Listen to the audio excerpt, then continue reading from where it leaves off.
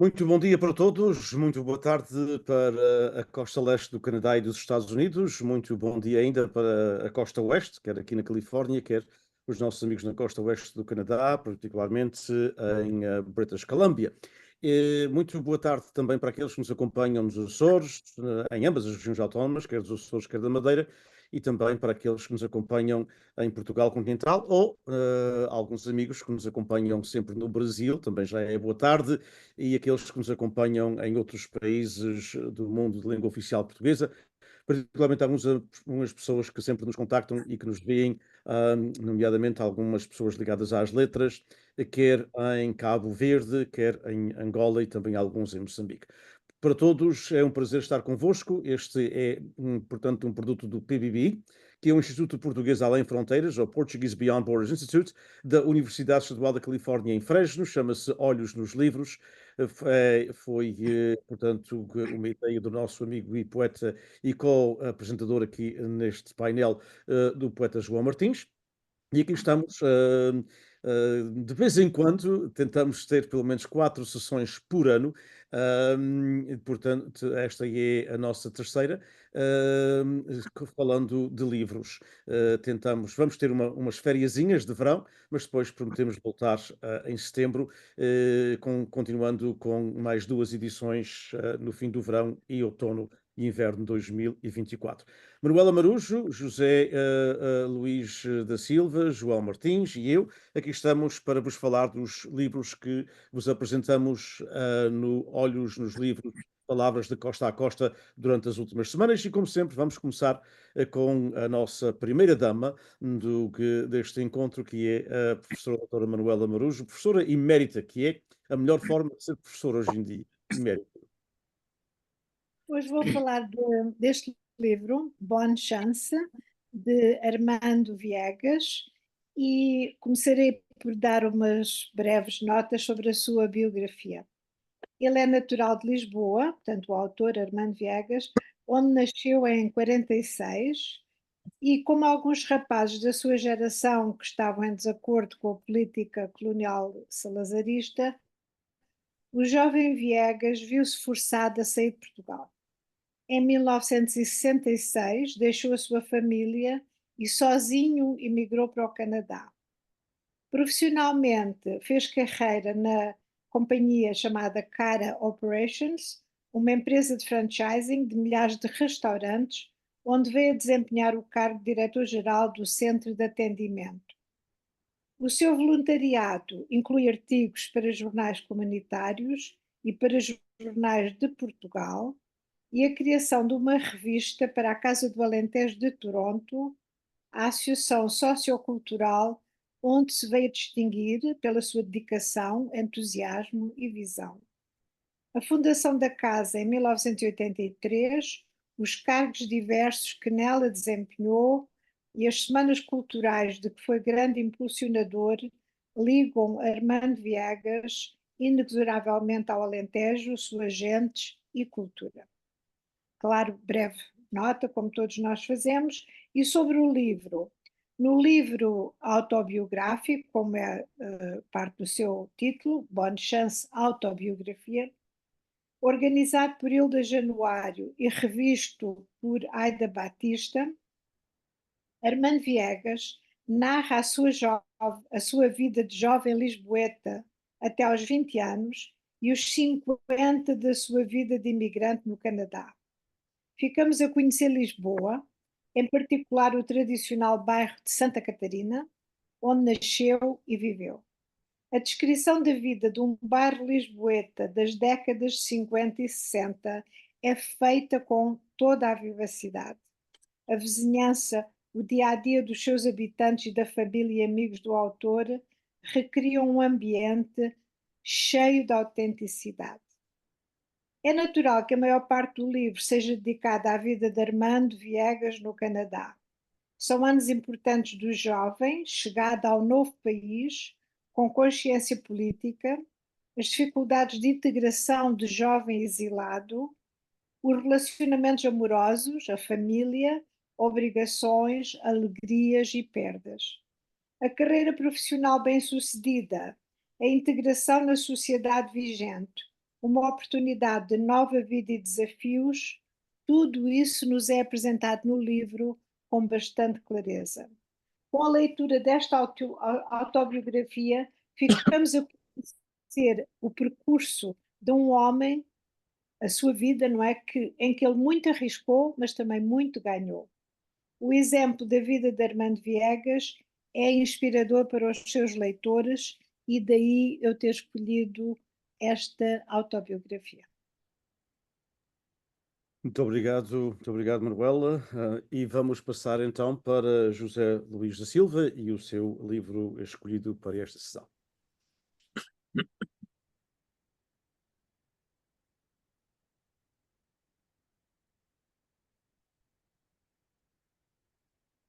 Acho que ainda estás em silêncio aí, José Luís, por qualquer razão. Estas coisas acontecem. Eu, quando dei aulas, via no tempo da pandemia, esquecia-me sempre os meus alunos que me tinham que dizer: o senhor está a falar para o boneco.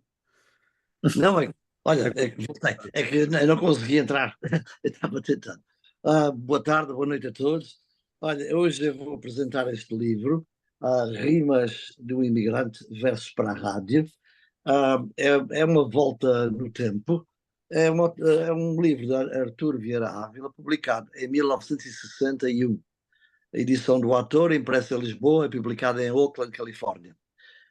Rimas do Imigrante Versos para a Rádio testemunha uma atividade comunitária na Califórnia que há muito merece ser estudada e reconhecida. A rádio em língua portuguesa no Golden State.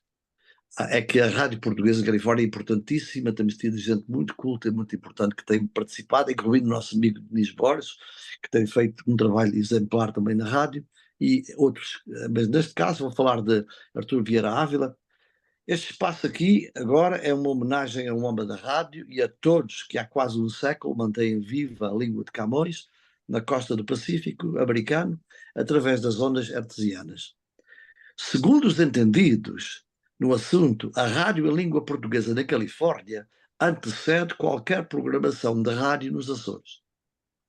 Artur Ávila, pioneiro da rádio na Califórnia, apresenta o seu livro da seguinte maneira e cito: o programa português da rádio Castelos Românticos nasceu a 17 de julho de 1930 na cidade de Oakland, Califórnia.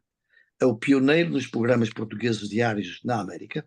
Os versos aqui apresentados foram escritos para serem lidos durante as emissões de Castelos Românticos e não para publicação. No entanto, muitos dos radio-ouvintes têm demonstrado o desejo de ver alguns dos versos apresentados na rádio publicados em folheto ou livro. Eis, pois, satisfeito o desejo e pedido dos auditores de Castelos Românticos, emissora KRE, Berkeley, Califórnia. Fim de citação. Estamos então recuando no tempo, que este livro foi publicado em 61, como já disse. Em tempos em que a comunicação com as terras de origem era muito difícil, a rádio portuguesa teve um papel preponderante na preservação da nossa língua e na comunicação das pessoas nas suas comunidades e com as outras comunidades portuguesas neste imenso estado californiano. Era através da rádio comunitária que as pessoas se mantinham a par de atividades sociais, religiosas, culturais. Quando alguém precisava de ajuda em procura de trabalho ou para resolver um problema comunitário, era a rádio que apelava. Pelo seu papel preponderante na vida comunitária, os homens e mulheres da rádio transformaram-se muitas vezes em figuras populares muito acarinhadas e respeitadas. Artur Ávila foi uma dessas figuras, junto com sua esposa, Celeste Ávila, que ele carinhosamente chamava de Rosinha, parceira de direção e locução do dito programa. Na antologia 100 anos de poesia portuguesa na Califórnia, de Warren e Mayon Dias, encontramos a seguinte nota biográfica e cito: Artur Vieira Ávila nasceu no dia 5 de março de 1888, no Cais de Pico, Açores. Viveu algum tempo em Angra do Heroísmo, onde frequentou o liceu e trabalhou na empresa do jornal O Peregrino de Lourdes e no comércio. Em 1909, emigrou para a América e fixou residência em Hanford, Califórnia, onde se empregou primeiro como barbeiro e depois na lavoura e num restaurante. Em 1912, fundou com João de Mel Simas o Lavrador Português, o primeiro jornal de língua portuguesa no Vale de São Joaquim. Em 1930, iniciou o primeiro programa de rádio em português da Califórnia, a Hora Portuguesa, que depois passou a chamar-se Castelos Românticos e que duraria até ao ano de 1963. Em 1961, publicou em Lisboa 2 livros de poesia, Rimas do Imigrante e Desafio Radiofónico. Faleceu no dia 14 de maio de 1962. Fim de citação. Provavelmente o programa foi mantido pela esposa no ano após a sua morte. Os poemas de Artur Ávila seguem a lírica tradicional portuguesa e desenvolvem temas muito associados à saudade de lugares e tempos vividos, ao amor, aos valores católicos, num tom doce e ameno, revelando uma alma em paz consigo e com os outros. Define os seus poemas da seguinte maneira: são rimas do imigrante, estas que ides ouvir, numa toada distante que a saudade a faz sentir.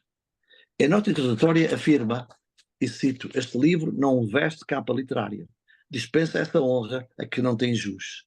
É um desabafo de quem emigrou para a Califórnia em 1909 e que sempre teimou em não esquecer a língua e as tradições da sua terra. Fim de citação. Essa nota de humildade do autor deve ser compreendida como parte da alma açoriana, embebida em sentimentos franciscanos desde tempos antigos. Artur Ávila reflete esse desapego à vaidade. Porém, uma leitura atenta dos seus poemas revela um seguro domínio da língua portuguesa e conhecimentos culturais que dão uma base sólida aos seus textos. Rimas do Imigrante, versos para a rádio, de Artur Vieira Ávila, é um livro que se lê com prazer, vivendo uma época em que a rádio portuguesa reinava em todos os lares da nossa comunidade, dando à nossa gente ânimo, alegria, companheirismo, emoção. Ler este livro é voltar ao passado e apreciar o esforço e talento de quem tanto trabalhou para fazer e manter comunidade entre a sua gente. Muito obrigado, José Luís. Muito obrigado, também belo texto, e muito obrigado, obviamente, por essa relembrança do papel da rádio, que hoje está muito diferente em todas as comunidades, mas particularmente na Califórnia. Eu queria antes passar para o poeta João Martins, de agradecer a nós deste segmento estamos a ser retransmitidos por 26 grupos diferentes no Facebook, e tudo isso é importante porque é uma forma das pessoas que ligam a estes grupos também de terem acesso àquilo que estamos a fazer, para além das nossas páginas normais ligadas ao PBB. Agora passamos para o poeta João Martins. Olá, boa tarde. Hoje, enfim, neste dia de calor, vamos um bocadinho mais ao sul, até ao Algarve. E isto porquê? Não só porque o autor é natural do Algarve, ele nasceu em 1928 em Olhão, mas porque depois adotou como pseudónimo o nome de António Algarve, e era assim que era conhecido. Embora de nome real se fosse António Domingos Pereira. Ele, muito novo, começou, como todos nós, não é, a frequentar a escola e, segundo ele próprio diz, a professora era uma senhora muito bondosa, a Dona Encarnação. Aí, na escola, estabelecemos os nossos primeiros contactos sociais, fizemos amizades sinceras e colhemos recordações que nos acompanham vida fora. Muitas dessas recordações ele vai depois transmitir nas pequenas histórias que descreve ao longo do livro Caleidoscópio. Terminada a instrução primária, matriculou-se na área comercial, mas o seu grande sonho era ser advogado. E quando se preparava para entrar na área do direito, faleceu o Dr. Carlos Fuzeta, que era o seu orientador, amigo e conselheiro nas artes e sempre o incentivar a prosseguir estudos. E porque os meios financeiros, enfim, nessa época nas famílias não eram os mais desafogados, com 16 anos resolveu empregar-se em várias casas comerciais.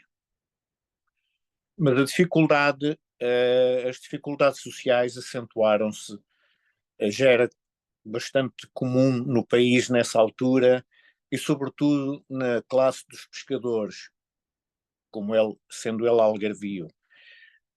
E começou a tomar consciência dessas dificuldades sociais e a envolver-se no combate à pobreza do seu povo de Olhão.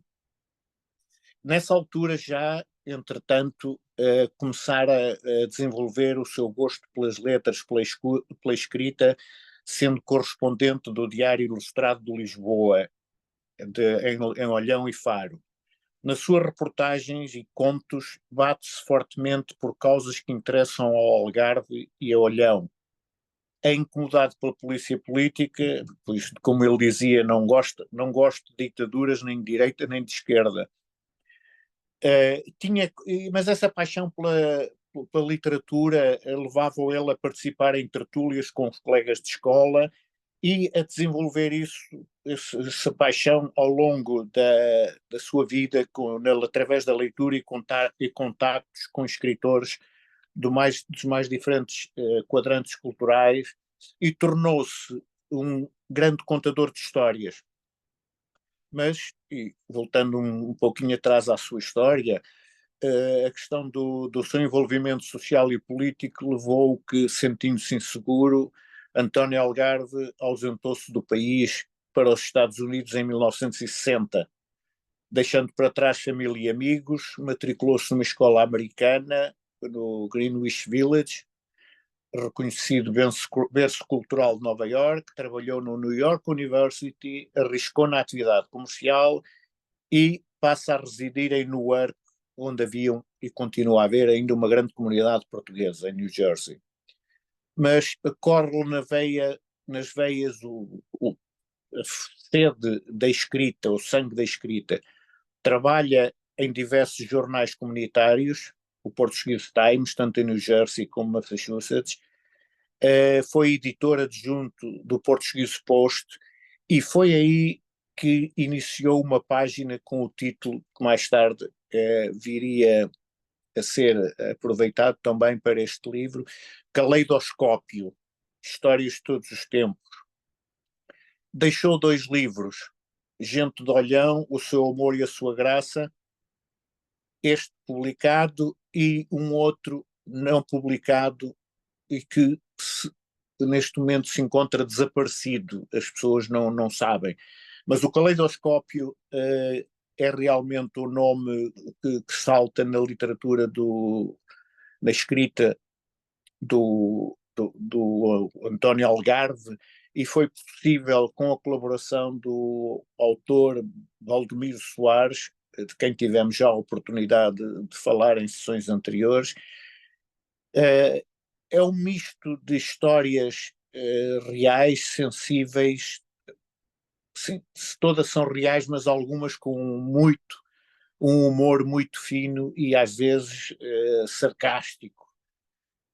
Mas isso falaremos um pouquinho mais à frente, exatamente sobre este caleidoscópio e com algumas leituras de alguns textos. Até já. Muito obrigado, João. E então passo eu para o livro que vou falar um pouco também, e trata-se deste livro aqui. Portanto, que é um livro sobre um homem da rádio também, e nós não combinamos, eu com o José Luís. Foi pura coincidência.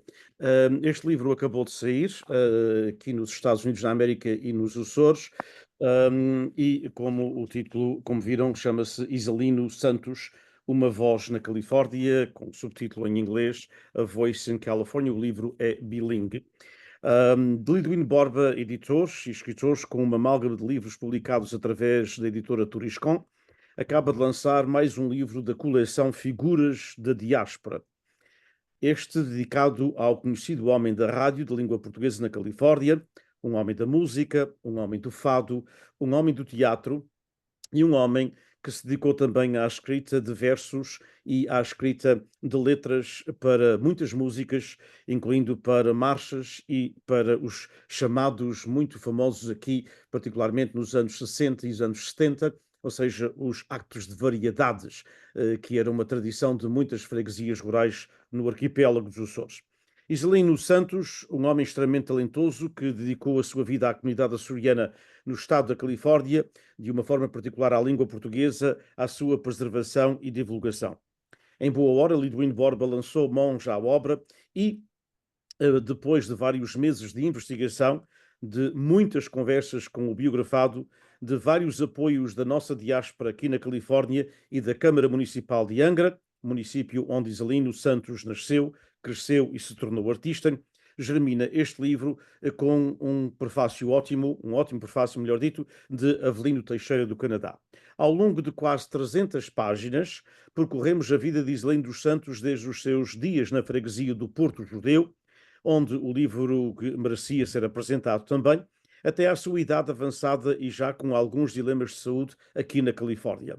Desde a genealogia da família aos seus imensos contributos através do seu programa de rádio Portugal em Marcha, que durante várias décadas, tal como os seus congêneros, deu, desculpem, um contributo muito importante para a continuidade da língua portuguesa neste Estado, como o José Luís já aludiu no livro de Artur Ávila. É uma viagem repleta de êxitos e desafios e com imensas fotografias que ilustram momentos da vida do biografado, mas simultaneamente, e estou a lembrar-me do cuidado com o seu jardim, são arquétipos da nossa presença açoriana em muitas vizinhanças de cidades grandes e pequenas deste grande estado da Califórnia. Eu recordo-me que a primeira vez que fui ao sul da Califórnia com os meus pais, acho que tinha 12 anos, tínhamos chegado quando eu tinha 10, e pelos jardins, o cuidado dos jardins da cidade de Artísia, nós sabíamos quais eram as casas dos portugueses, até particularmente porque tinham em muitos seus jardins hortênsias, que é uma coisa que não se vê muito no mundo americano, como todos nós sabemos. Mais uma vez, Liduíno Borba, consciente da metamorfose da nossa diáspora em terras americanas e canadianas, publica o livro bilingue, para que tenha leitores e que fique no registro das novas gerações.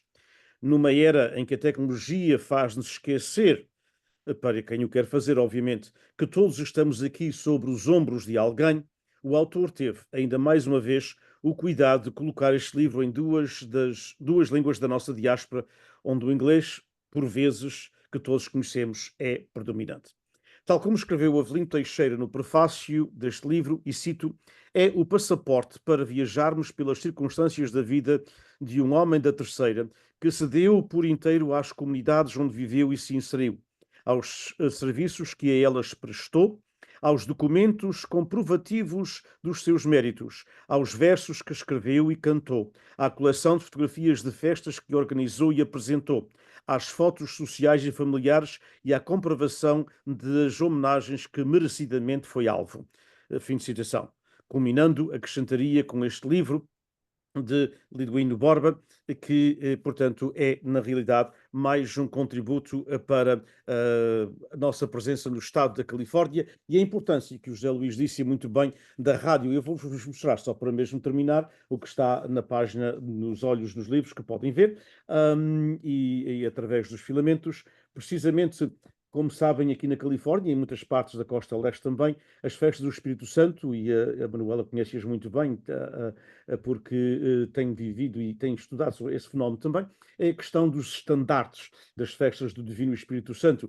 E para vos mostrar como era a rádio naquele tempo, mostro-vos aqui o estandarte do programa Portugal em Marcha. Portanto, os próprios programas de rádio eram uma instituição e tinham o seu próprio estandarte que, portanto, simbolizava essa instituição e não um mero programa que aparecia, no caso do senhor Isalino Santos, teve o seu programa primeiro diário e depois um programa semanal. Voltaremos, obviamente, mais tarde para vos ler alguns excertos do livro. Então, agora sim, vamos passar a esses excertos livros, começando com a Manuela. Portanto, o livro, como eu disse, Bonne Chance, autobiografia, publicado em 2018, está organizado em vários capítulos e eu achei importante escolher um dos primeiros, que é a Travessia do Caldeira. Portanto, e como eu falei no início, o livro, aliás, o Armando fala muito bem do bairro, o bairro de Santa Catarina, que hoje está na moda também. Eu gostava de ler um pouquinho dessa parte primeiro. Então ele diz: tudo na vida tem um cenário inicial que nesta narração cabe ao bairro de Santa Catarina, um bairro residencial da nossa bela cidade de Lisboa. Verdade seja dita que, por definição, este não é bem um daqueles bairros típicos da nossa cidade. É um bairro popular, embora rodeado de uma certa distinção aristocrática que lhe é conferida pelos palácios, o da Flor de Murta, o dos Condes de Mesquitela, o de Pombal, o Verride e o dos Viscondes de Lançada. No território desta antiga freguesia alfacinha, situa-se também o Museu da Farmácia, o Convento dos Paulistas, a Casa dos Escritores e a Fábrica de Vidro na Rua Fernandes Tomás, bem pertinho de onde eu morava. Tudo parece começar lá em cima, no Mirador de Santa Catarina, altivo, com a estátua do gigante Adamastor, que controla toda a navegação que entra e sai da Barra do Tejo. E na capa nós vemos aqui o Adamastor, que certamente é um indicativo muito forte no bairro. E eu passo adiante, embora acho muito interessante toda a descrição do bairro, que nos fala de, portanto, lugares característicos da cidade. Mas eu tornava pessoal, não é? Neste parágrafo. Recordo com infinita saudade algumas das ruas que eu, então rapaz, calcorreava a pé, quase sempre procurando uma nova namorada. Naqueles tempos de miúdo, eu era bem malandreco e o incorrigível namoradeiro. E continuo. Era por aquelas ruas que eu seguia para a escola, cortejava as garotas de quem gostava e ia encontrar-me com outros companheiros no Café Granada do Conde Barão, onde jogávamos snooker o dia inteiro. Era por essas ruas que eu ia fazer recados para a minha mãe, ou então servir de vigilante ao namoro das minhas irmãs. E ele diz: a Travessa do Caldeiro, a certa altura, palco do meu crescimento e desenvolvimento, era uma rua característica de Lisboa, onde todos os vizinhos se conheciam. E durante, portanto, este capítulo, nós conseguimos visualizar o jovem André, como ele próprio se reconhece, a crescer e ser, enfim, conhecido naquela zona de Lisboa, que é uma zona ainda hoje bem procurada e onde todos vão, portanto, àqueles lugares que o Armando fala, que hoje estão transformados em museus ou restaurantes muito chiques, etc. Eu, claro, passava para uma outra fase, foi na altura em que eu vim para Toronto e reconheço com bastante cuidado o que é que se fala neste livro. O, o, o, o Armando, embora não seja alentejano, foi casado com uma alentejana, por acaso tinha sido minha colega de liceu, e ele envolveu-se desde o início na fundação da Casa do Alentejo.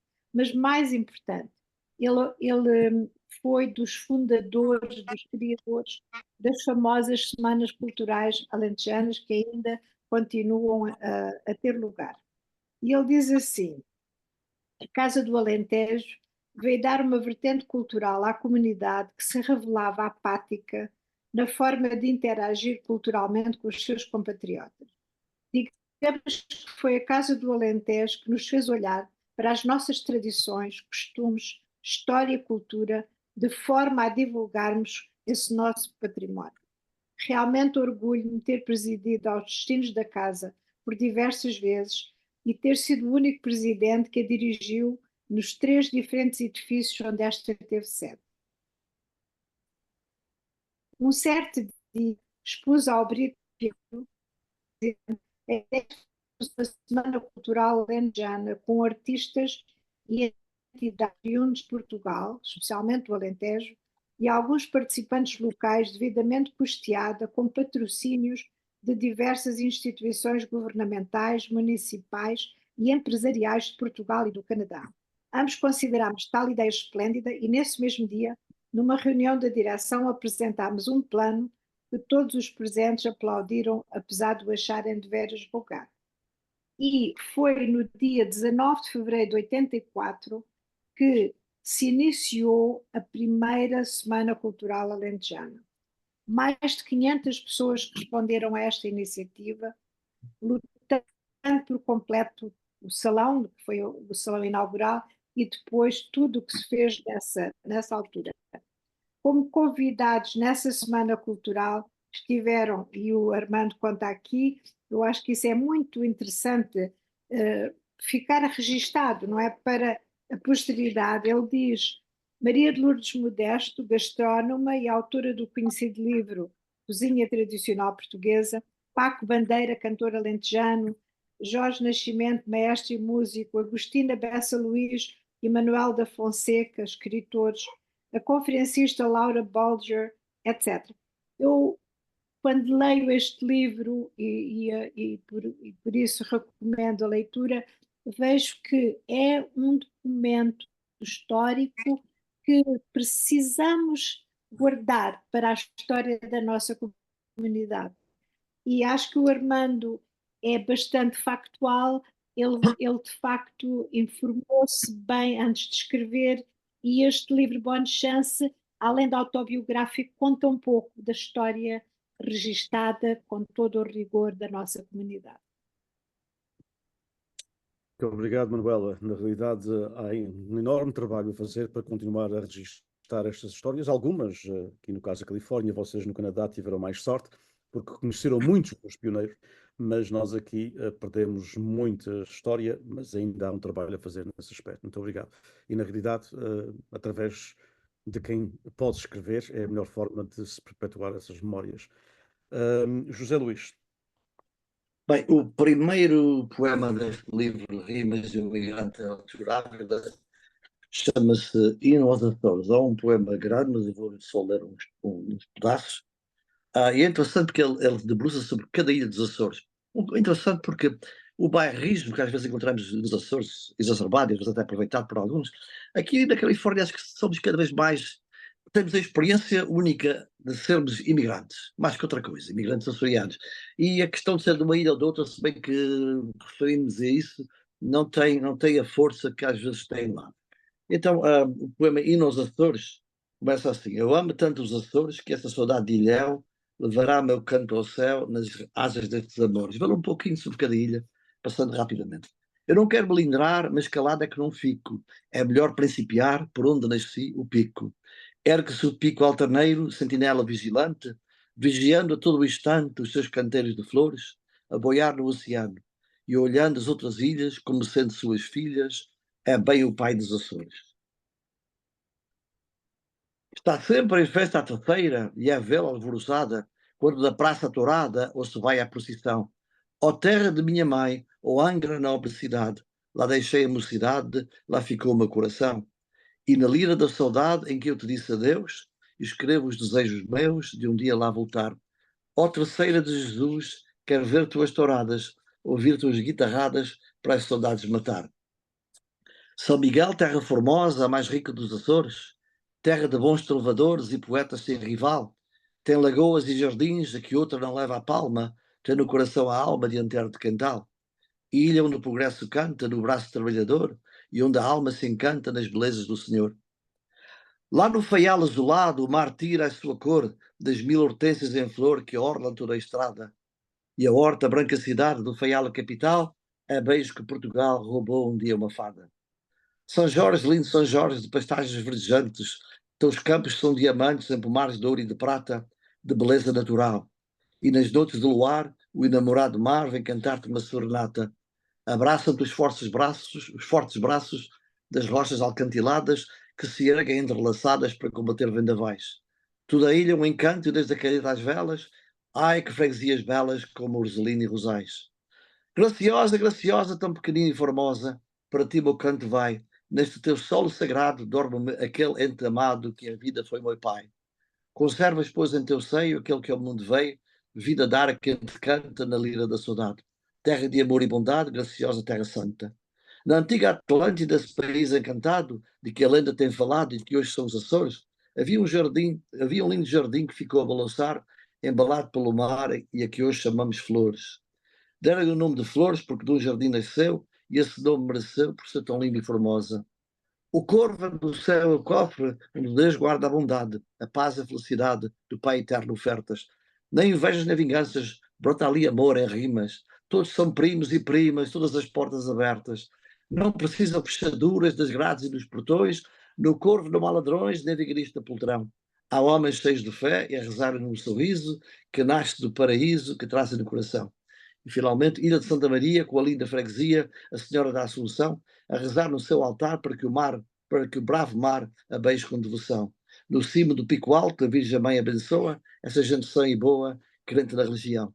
Ilha de Santa Maria, és um ninho de candura que se desfaz em fartura de paz e satisfação. E temos que imaginar como os radio-ouvidos apreciariam isso, ouvir referências à sua terra. Quando chegava uma época especial, como por exemplo o Natal, ele escrevia umas quadras para serem lidas também no jornal, como estas aqui, um pequeno poema. Aproxima-se o Natal, época de amor e paz, e eu recordo com saudade o meu tempo de rapaz. Recordo o presépio lindo, os pastorinhos, os reis magos, a Virgem Mãe, o menino, agasalhados em afagos. O trigo verde, as laranjas, os jumentos, as ovelhinhas, as amêndoas e confeitos e outras doces corzinhas.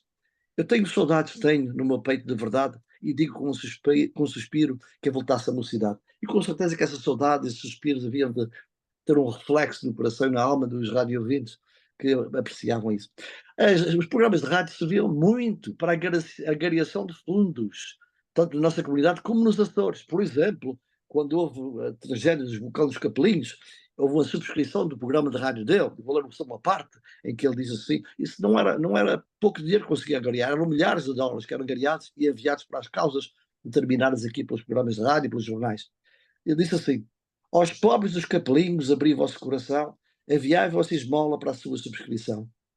Ninguém sabe deste mundo quando vêm precisar, por isso é um prazer, em vez de pedir, de dar. 100 por um nos paga Deus por todo o bem que fazemos. Graças damos ao Altíssimo por tudo que recebemos. Para os pobres dos capelinhos vimos estender a mão, abri, pois, a vossa bolsa, eles abrem seu coração. E as pessoas abriam o coração, e as pessoas doavam e ajudavam.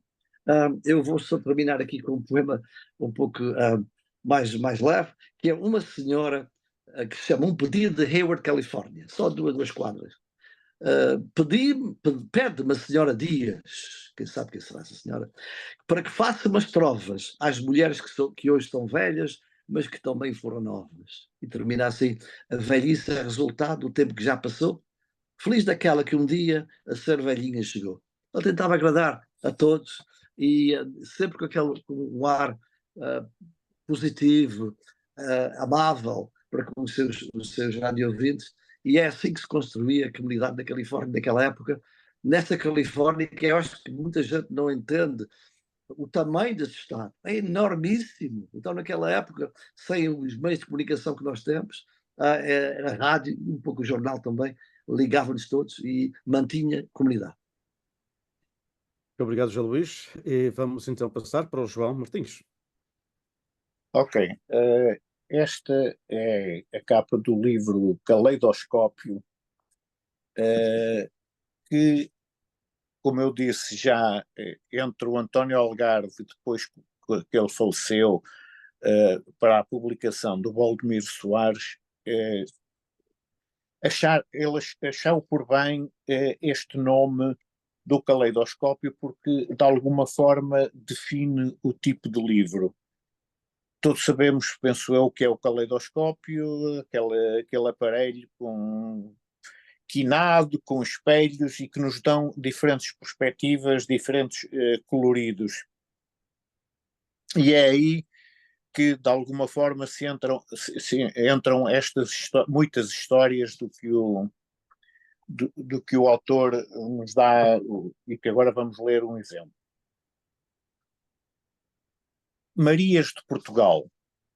Começou há pouco dia e já elas passam como formigas em carreiros a caminho das suas ocupações nas fábricas, nos hospitais, nas lojas, nas casas de outrem, nos escritórios e no ensino.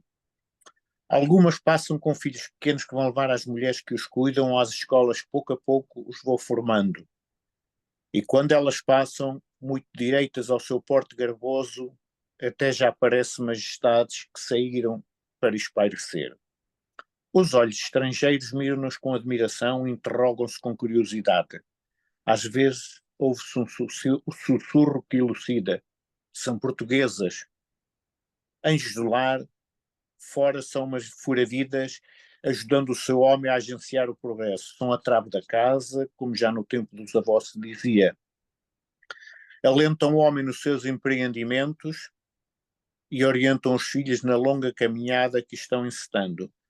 Com o seu carinho contagiante, unem a família para todo sempre e parte dela a coragem que os faz denodados. Mas que quadro ao vê-las ao lado dos seus maridos, dando-lhes o seu apoio nas horas árduas e como são suas admiradoras ao raiar dos triunfos.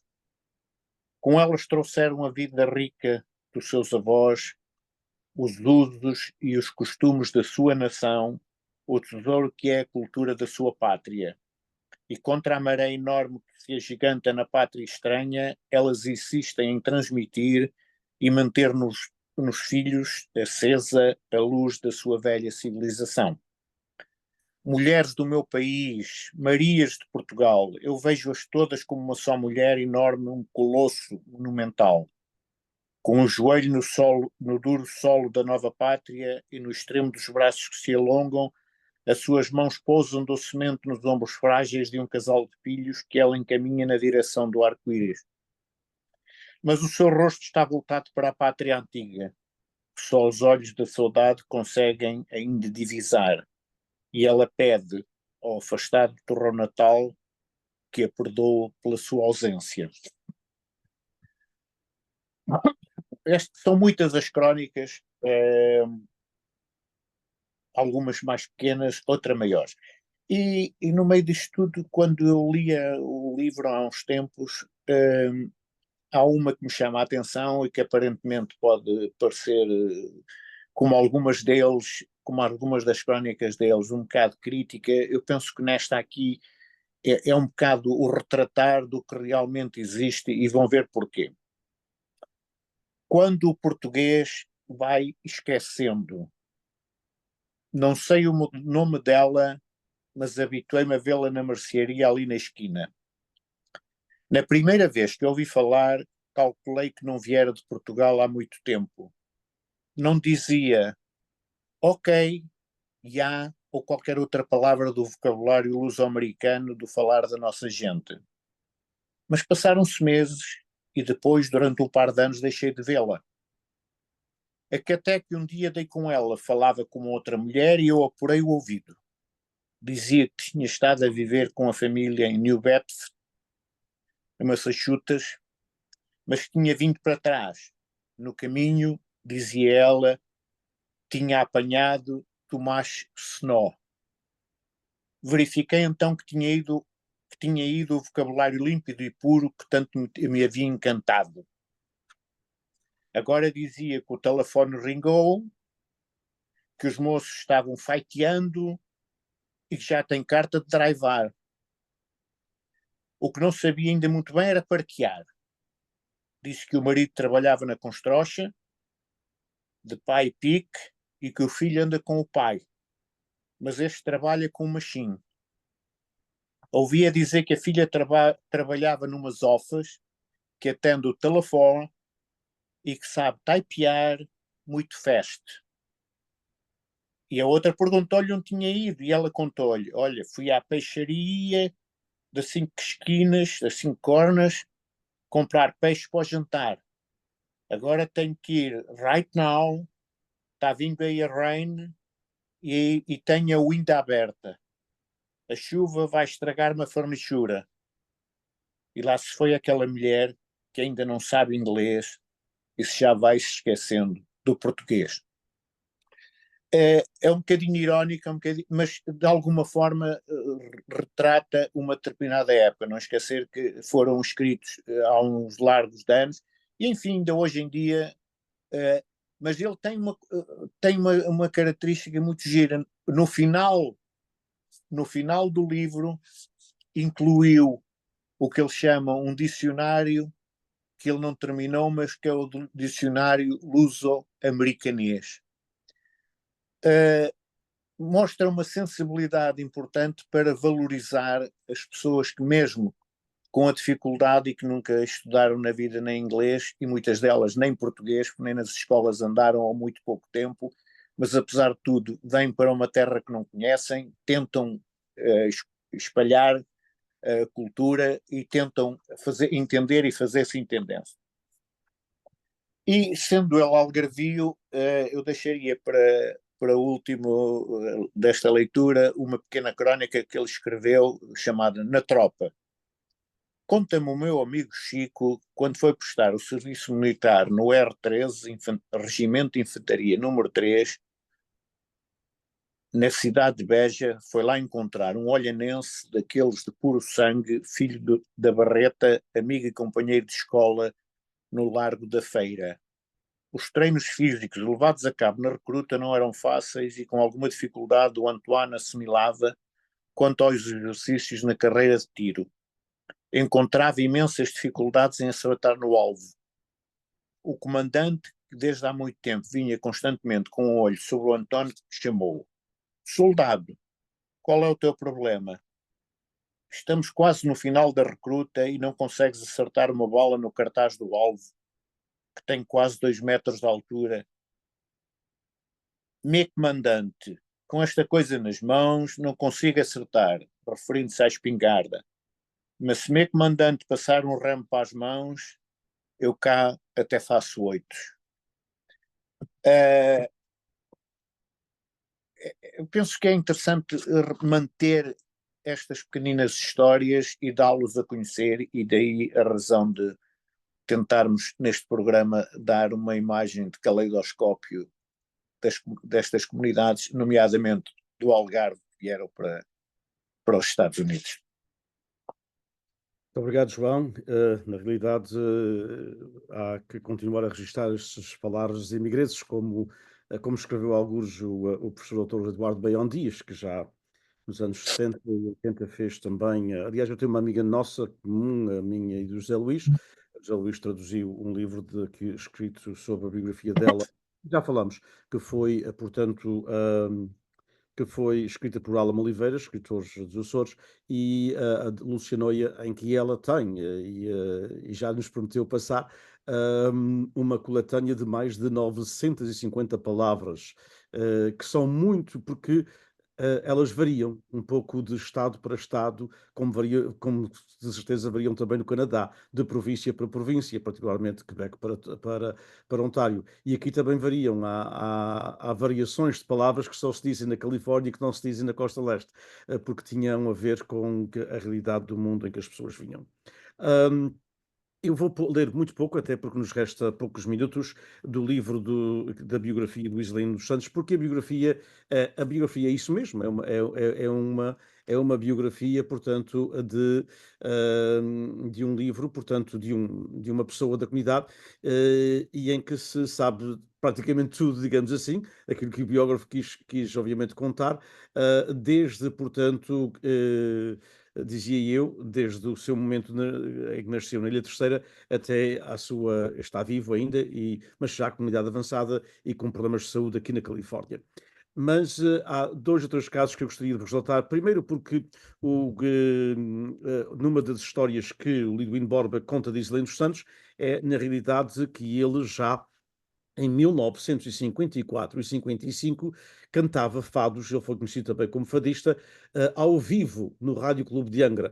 Para aqueles que conhecem o arquipélago dos Açores, as rádios privadas foram muito importantes nos Açores, nomeadamente o Clube Asas do Atlântico na Ilha de Santa Maria e o Rádio Clube de Angra em Angra, do heroísmo. E isto era muitas vezes não tinham acesso aos discos, e então os artistas, no princípio da década de 50, iam cantar ao vivo, era tradição na rádio então, iam cantar ao vivo. E ele fez isso nos anos de 54 e 55, mesmo enquanto depois esteve no serviço militar.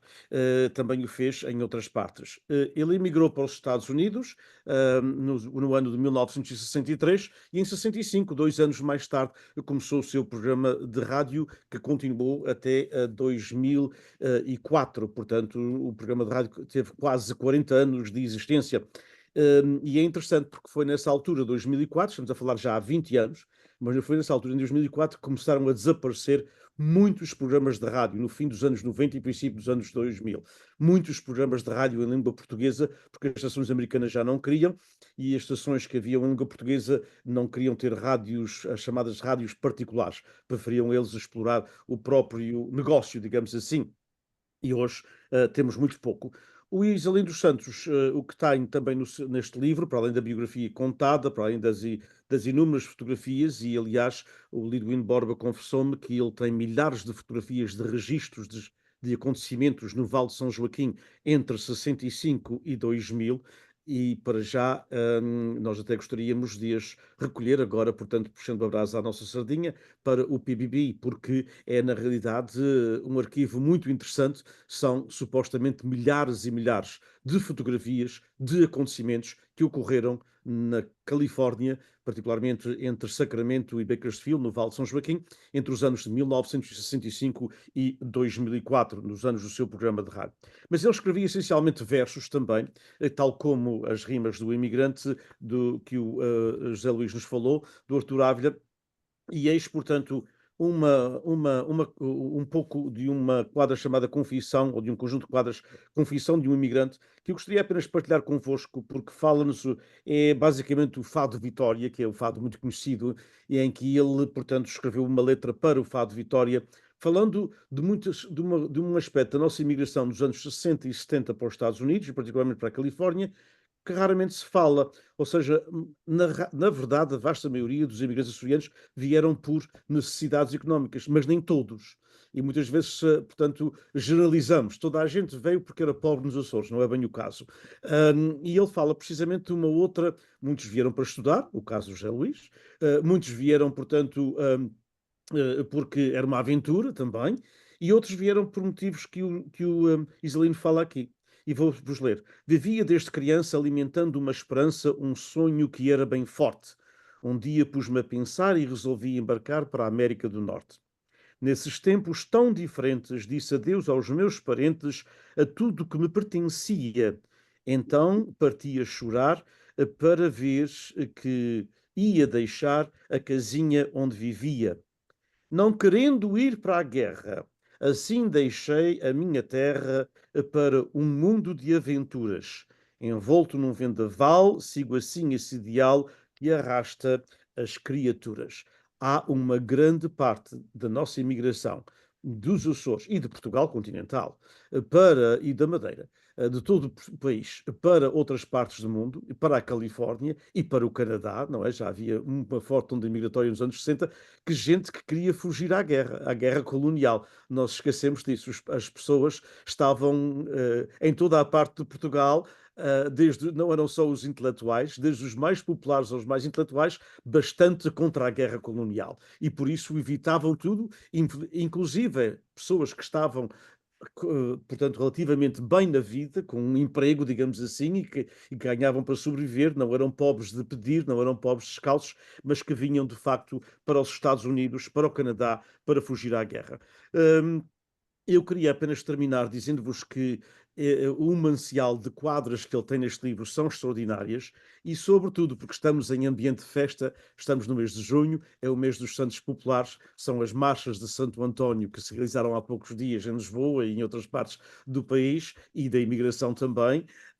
São as marchas de São João, que são também populares, particularmente no Porto e também em outras partes de Portugal continental, e muito populares nas São Joaninas da Terceira e nas festas de Vila Franca do Campo, em São Miguel e em outras ilhas dos Açores. E para vos dizer que já nos anos 60 o Isalino dos Santos escreveu marchas para a Califórnia. Portanto, isto antes das marchas até serem muito populares nos Açores, porque as marchas nos Açores, particularmente em Portugal não, continental, mas nos Açores sim. E para terminar, portanto, ele escreveu marchas para cidades como Gastine, como Elk Grove, é uma cidade que está eternamente enraizada na literatura açoriana, porque há uma famosa carta de Genuína Baganha, que é um poema de Vitorino Nemésio, que é endereçada ao seu namorado que vive em Elk Grove, na Califórnia. Portanto, Elk Grove faz parte do mito americano na literatura açoriana. E para vos terminar dizendo que em 1974, precisamente no ano da Revolução, Isalino dos Santos foi aos Açores para cantar uma das marchas, para cantar num espetáculo, portanto, em torno das então festas de São João, não São Joaninas, das então festas de São João, nada mais, nada menos do que um casal muito famoso em Portugal, o Carlos Alberto Muniz, e na altura casado com a Maria do Amparo, pais da famosa Lúcia Muniz, a estrela da televisão portuguesa. É um livro fascinante com estas pequenas nuances que nos contam, como disse o João, como disse a Manuela, como disse também o José Luís, em todos estes livros têm algo em comum, e é de facto contarem histórias da imigração que, se não estivessem em livro, jamais seriam passadas de geração para geração. Muito obrigado a todos. Prometemos ser breves, permanecermos dentro de uma hora. Precisamente há 57 minutos atrás começamos e, portanto, vamos acabar agradecendo ao João, ao José Luís e à Manuela, desejando-nos umas merecidas férias e, se tudo correr bem, vamos então, na última semana de agosto, recomeçar com a publicação e depois aqui estaremos no fim de setembro, princípio de outubro e outra vez fim de outubro, princípio de novembro, com mais sessões ao vivo. Obrigado, Manuela, obrigado, José Luís, obrigado, João. Um abraço para todos, para aqueles que nos acompanharam, incluindo o Sr. Baldomiro Soares, que está aqui, que foi referenciado pelo João e que está aqui acompanhando-nos também na Zoom, e muitas pessoas. Muito obrigado pelos vossos comentários nas redes sociais. Um abraço, bom verão para todos. Obrigado. Não há férias para os olhos nos livros, é preciso continuar. Os olhos nos... É verdade, nós teremos férias, mas todos ficam com as sugestões de leitura e palavras de costa a costa. Um abraço. Um abraço. Adeus.